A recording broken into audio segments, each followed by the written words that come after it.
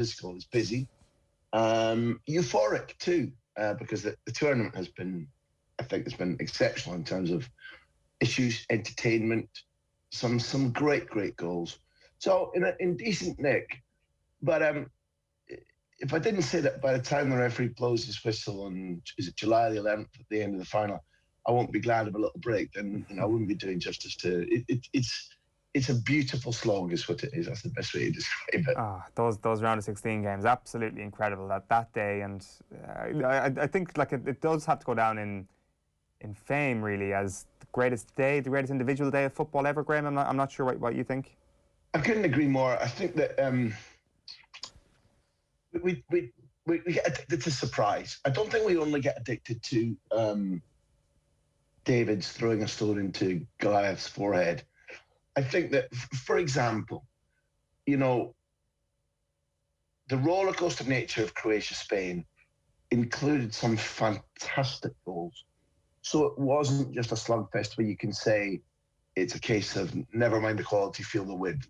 There were moments of sublime quality in there. But I think, it has to be the more surprising that when Switzerland are down and out and they're finished, and a largely not that impressive France side who have let me down, I thought they were potential winners. With Belgium, I thought they were the two stick-out favourites at the beginning of the tournament, and they've got the game tucked away. And as much as though Switzerland recently I covered quite a lot because Spain and Switzerland and Germany were in a Nations League group, and I watched Switzerland's games with Germany as well as the two against Spain. And I was aware that Petkovic's side had chutzpah, liked playing front foot football. But that ball in for the 3-3 goal and the finish, absolutely gorgeous. To have taken us to the brink when Switzerland got a goal disallowed, and you think, okay, well, that's as far as that firework is going to sputter. It's not going to flame and go off. And then the way in which Switzerland took away all their penalties. I like a penalty shootout where one side is perfect. And they were. Sommer is a really special and interesting goalkeeper. His save against Mbappe was probably, of all the penalty saves so far in the tournament, I think it probably was at or around the best. The sense of drama, the fact that there's Mbappe who was denied, that was just exceptional. To have two games like that within, starting within an hour of one another, each going to extra time and then there being penalties, plus the way in which Switzerland did our fatal attraction and came back out of the bath and went, I'm not dead yet. It was just magical, yeah, magical. So, Glenn, by the way, if you're listening to Off the Ball AM, morning, Glenn Close. 5 o'clock today then, Spain against Switzerland. Okay, so I'm sure you're familiar with the meme of the dog in the burning inferno of a house, and the caption is, "This is fine." And the dog is just sitting there with a smile on its face. That, for me, is this Spanish team throughout this competition. They are in the middle of a blazing inferno, and they are like, do not worry, everything is going to be okay. And it has been okay so far, Graham. In fact, it's getting better and better and better. Yeah, but as good as you are, you've rarely caught me out before. I've glimpsed at that meme. I've never understood it. I have no idea what it means ever. And people accuse me of coming up with word pictures that you've got to work a little bit with. You've just done that. Is he wearing a Homburg or correct, a bowler hat or something as well? Correct, yeah. I mean, that's not interesting. Why the dog's chosen to wear a hat? Never mind. Look, I think that instead of a hat, that dog's wearing a crown. I'm going to argue. I don't quite buy your shout. Okay. Yes, it's been a little bit testing. Look, again, I'd be a dirty liar if I didn't admit I've written for ESPN that, hey, hold on, never mind 10 goals in 2 games. No side's ever done that in the Euro before. Spain have never played 4 games in a competition before and scored 10 goals. They've only ever, superseded that mark, 11 goals in 2008, 2012, and potentially Spain have got 3 games to go. So, it's pretty sexy when they get going, and dog in a fiery room. The metaphor of this tournament has been not yours, but Luis Enrique's, because he was boxing clever for a long time about Spain's draws and their inability to convert the chances. And I've been taught to really love when I like it a lot when coaches or players, particularly in press conferences, so when you're talking to them individually, you have at least a chance on to not prize them up, but know when there's sincerity and when there isn't. In a press conference, it's much more difficult. But often when a manager will say something to you and it sounds bizarre, but then it happens, you, me, the audience, we get the thing that the players dig the most. Players will always say to you, the manager said, do this and this will happen, or they're going to do this to you and this is how you supersede it. And players become disciples when managers say something and it happens again and again and again. I've heard that most of all from players who work for Pep Guardiola. Well, there's an echo chamber here. Before the Slovakia game, Luis Enrique said, when my players unblock, it'll be like shaking a cava bottle and taking the cork out, it'll just explode. And after a 0-0 against Portugal, never mind that, after a 1-1 against Greece and a late winner against Georgia to convert a 1-1 into 2-1, a 0-0 draw against Portugal, 0-0 Sweden, 1-1 Poland, him saying, listen, explosion is coming. And then it happens, well, you have to respect that.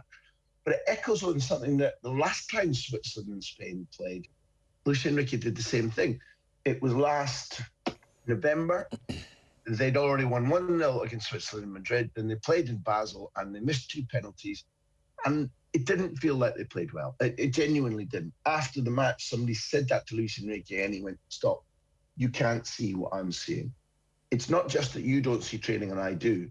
I see football better than all of you. I genuinely, it's my job to see it better and you don't understand. He says a massive performance is coming. 3 days later, they go out and they beat Germany 6-0. I like it when coaches say, blah, blah, blah, blah, blah. It's not mouth music and it comes true. And it did. So I think the Flames, at least, just to pick up on your analogy, the Flames are going down. It is a possibility, I think, even with Xhaka out, it is a possibility that Switzerland can put the brakes on Spain, can thwart them. My opinion is that the unblocking, that the psychological boost, not just of scoring all those goals, but converting good play into goals, knowing that the style to which they're completely wedded can produce winning moments and coming back off the ropes, not just from the bizarre goal they concede for the 1-0 and the own goal, but also coming back off the ropes, having let a 3-1 lead go away. These things are going to see them through, I think, tonight against Switzerland. And I think Spain do win. On an ordinary day, I think they win 2-1. If they have a really good day and Switzerland haven't got the energy to keep up the press, maybe then they win 3-1. But it is far from inconceivable that your Flames go up again and that maybe we're going to penalties, because Switzerland in the last few games against Spain, have shown that they know how to make them work, how to make them soar. And I think a huge amount depends on whether the 13,500 kilometres that Switzerland have travelled, plus the euphoria, not just the physical effort, the euphoria of maybe the greatest win in their history to knock out the world champions. How much has that cost them? Or has it pushed them on physically because they just think they're invincible? We'll wait and see, but I think it's a hugely fascinating game. You penned a love letter to Pedri, and I remember, I think probably the first time we ever discussed Pedri on the show was with yourself. I think you actually said we need to talk about this guy rather than us going to you with him. Like, I mean, the answer is obviously based largely down to the fact that this guy's an insanely talented individual. But the fact that he comes into the Barcelona team, plays 37 games, has played every single minute of this Euro so far, what is it about him as a personality that allows him to get up to speed so quickly at this level? I asked him that, and he talked about street football when he was a kid. He accepts that he does take snapshots. I asked him if he had a photographic memory, and he said yes. So he takes little. I mean, the answers he gives are not particularly different from all good players, but that's not enough, because I argued in that love letter that you describe accurately, because I'm just head over heels with this kid. I argued that when we see a teenage Tyro, it's usually because I'm talking about men's football here. it's usually because that kid is a man in stature and pace, power, and the date on his passport doesn't matter. It's usually when there's breakthrough kids, it's normally not because, look, they play a refined, intelligent, visionary game. Pedri is also blessed with a physique that, genuinely, if he said he was 15 or 16, you'd believe him. So how he does it is too difficult a question to answer because I don't know. And I don't think he even really wants to think about it too much. But his brain works at a rate like Busquets' brain. He understands long before the ball comes to him what three options are going to be open to him and which he'll choose. He's not infallible. He might get bullied today because even in the Croatia game, Luka Modric, who's got the full bundle of talents, Bruce Lee'd him from a great height, came in sort of knee and shin into Pedri's back, the bit between his shoulders, flattened him completely. It was an orange card, never mind a yellow at the time. People will try that persistently because he's tiny, slender. He's not blessed also with massive athletic pace, but his brain is literally, I can use the word, his brain is brilliant, and it's unfeasible that somebody who began at 17 at Barcelona without any training at a top level club, who's playing his football a year ago today, was playing football to try and keep Las Palmas out of the third division. To be here now, it needs a whirlwind of perfect circumstances. Luis Enrique, it needs to be that coach. There are so few footballers. Rijkaard wasn't trusting a 22, 23-year-old Iniesta. And right now, stats don't do enough, but Pedri's stats with Spain are far ahead of Xavi and Iniesta's. Doesn't mean he goes on to better them. Doesn't mean that because a career is long and there'll be a lot of stony ground and there'll be difficult moments for him. But I literally think we're watching a phenomenon. And I think the big thing, I'm not selling Spain. Anybody who can't be at the game in St. Petersburg, anybody who wants to turn on the radio or the television will just get pleasure from watching this kid. I told a couple of months ago, I told our ex-Premier League player who's now a big star on television, look out for Pedri. And during the last game, he texted me and said, I can't use he used a word beginning with F as a part of his description, but it was effing sublime. What a joy to watch. He's a diamond. Thanks for the tip-off. You've got the vision. I think we're watching somebody who will simply give non-Spain fans enormous enjoyment to say, that's how I want to see football played. And to see it played by an 18-year-old kid is verging on miraculous. Graham, on Alvaro Morata, has there been much revisionism or rowing back, remorse around a lot of the criticism he had over the course of the last couple of weeks since he got his goal against Croatia and the floodgates opened in general for Spain over the last week? I don't think so. I think that the most horrific stuff came from social media, with people wishing harm on his kids and on his wife and on him. And that's where the hurt comes. That's where the sting is. That's why he's spoken out. I'm so glad he's spoken out. In the media, no, I think they speak with forked tongue. In the Spanish media, I think there's a lack of regard for Morata. And I think that some of it is based upon the fact that, unfortunately, in pure elite sports terms, he's got a tiny little bit that isn't absent, but the mercury goes up and down in that part of the hardness, the nastiness, that this is my minute, every get out of the way, I'm seizing it. We've seen it in all the sports coverage you do, male or female sport, right across every branch of sport. You get really big interviews on your show. You talk to people about the winning gene, and it isn't enough to be blessed with what he's got, which is a fantastic football physique. He's lean, he's quick, he's very strong. He's not only tall, but he's good in the air. There's a lot there, and his record is good. He's played in 3 Champions League finals. He's scored in 1. He's won 2 of them. He's repeatedly won trophies, across Europe. But there is something that's a little bit unusual about him. It is the case that he has moments where his concentration flickers, and that will continue. And I think that, irrespective of the fact that he's won 2 European Championships for Spain already in the junior categories, which I think matters, because the proof is that doing that regularly leads to you winning regularly at the senior side. I think the media are affable with him when he's scoring, and they put the boot in when he's not, and I don't think that will change. So not a lot of revisionism, no. But the key thing to him is that, one, I've noticed he's matured a lot. He's a different fella. I told a tale where, 5 years ago in Ile de Ré in the European Championships, we were stationed just off an island, just off Nantes, and it was 6, 7, 8 months after those horrific attacks on Paris, and therefore security was quite high, and we were stationed with several people from the equivalent of, I suppose, the SAS. It's called RAID in France. Response police that are verging on the the military, and they were guarding Spain, and none of the Spain players were interested in talking to them, thanking them, how are you, even a good morning, except for Morata. I spoke to these two RAID semi-soldiers and said, look, how is it? And no, listen, none of them talk to us. They all affect complete disdain for us, except for Morata says hi, hello, chats to us. He's an affable, sort of easygoing guy. But over the years, he's become tough. I don't know if it's coming through the injury problems that he had with his back at Chelsea, whether it's being married and having kids, whether it's life at Juventus, a tough job. He's different.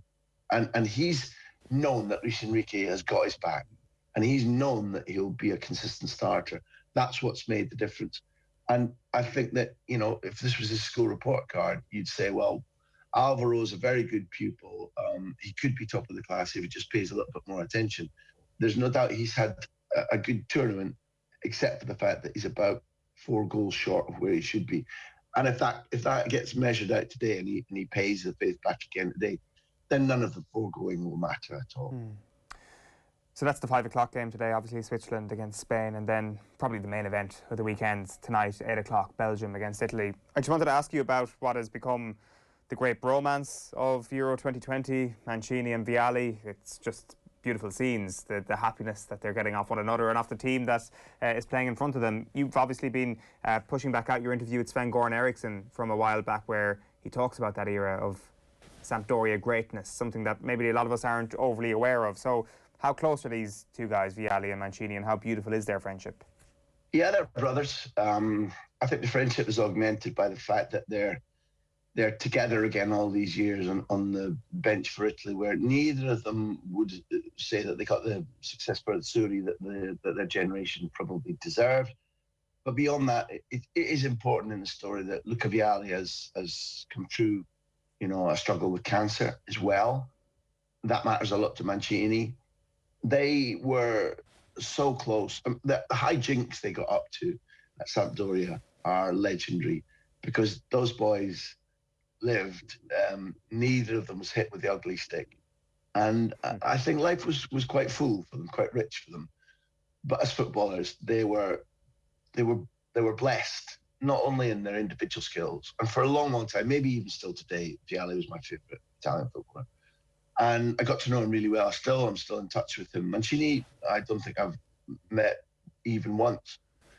But when Sven-Göran Eriksson talked about them, he talked about the president Mantovani at Sampdoria wanting to win things, which they did. They won the title, and they wanted it to be beautiful football.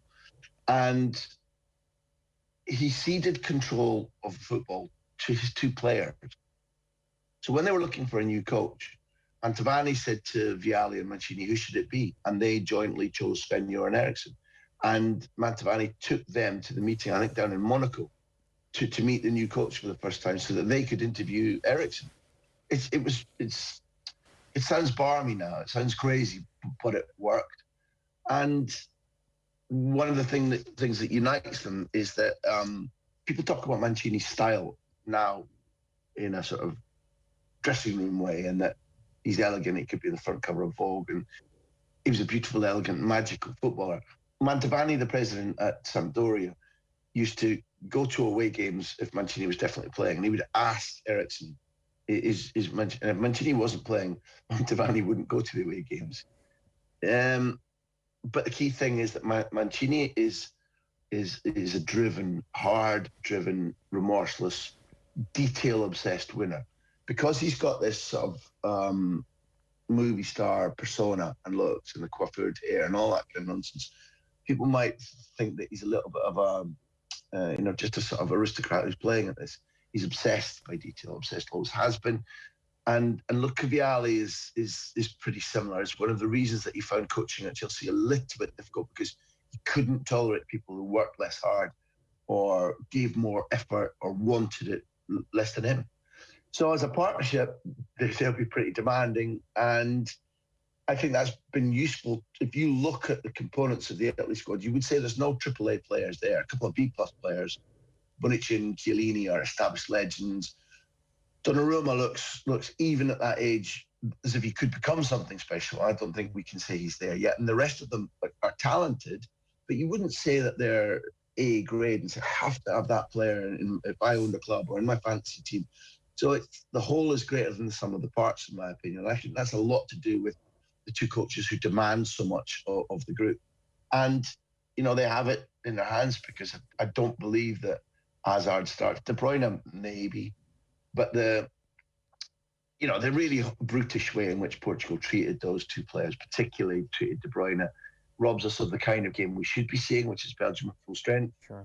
They looked a little bit tired against Portugal, but I thought they deserved to win. I was really impressed with them. I know Roberto Martinez, Thierry Henry, and Sean Maloney really well.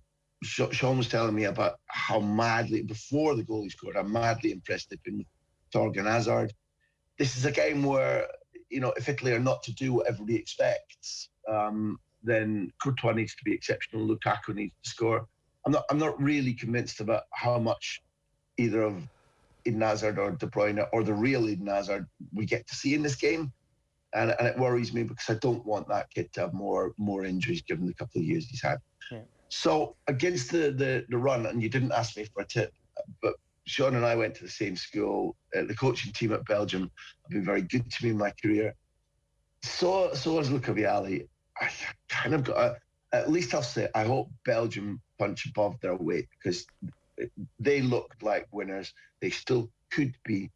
And I think Spain is meeting one of them in the semi-final. Yeah, a win for Belgium is a win for Scotland, Graham. Very briefly, before we let you go, because we're completely out of time, Lionel Messi, obviously, the ticker has counted down. His jersey has faded to black. Lionel Messi is out of contract at Barcelona. Will he be a Barcelona player signed up once again in a month's time? 60-40, yes. He's busy with winning the Copa America. The deal has not been trashed out and set aside and is about to be announced. There are problems to overcome. Is it impossible he leaves? No, it's not. But 60-40, yes, he's a Barcelona player again, I think. Brilliant. Graham Hunter, enjoy the weekend's football. It should be great. Thank you. Cheers on.